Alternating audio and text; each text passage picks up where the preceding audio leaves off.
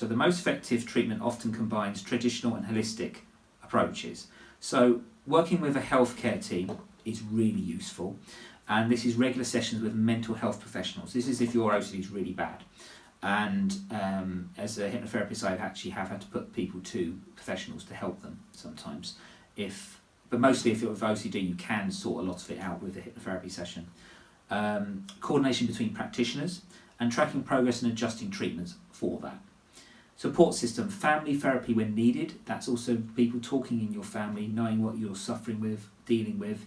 My parents were really good with that. Even my father and my mother, they were really good. Like if they knew I used to get into panic attacks, or I had an issues, or I got hyperventilating, they knew how to calm me down. So it's really useful for that.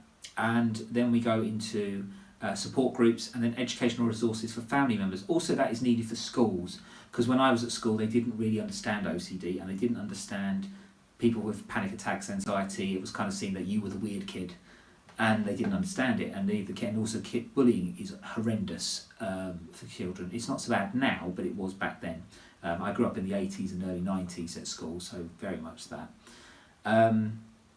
Environmental modifications, so creating organised spaces, really useful for people with OCD. So have places where not too much clutter, not too much stuff, and working that out. Establishing routines. So that's the one thing you have with a lot of autistic children. They don't like routines being disturbed, and OCD people are exactly the same. So it's a big thing. Reducing triggers in living work environment. So sometimes that's why you find a lot of people with OCD can't work in other people's space, like an office space. It's too disorganised. If they can work at home and that's why a lot of people are very good, if they've got OCD, are very good at self-employment. And you meet a lot of people who have OCD have also do very practical jobs. So they're plumbers, so forth, and they're very like fastidious, very tidy people. Stress management is identifying your stress triggers, and this is where I think where hypnotherapy really works for people, because when you find out the stress triggers, it's as you go back and find out where they come from, and usually it's from childhood. So then you can work with that, reframe it, and change it so you don't have them so much. Developing coping strategies, again, very useful, and then building resilience.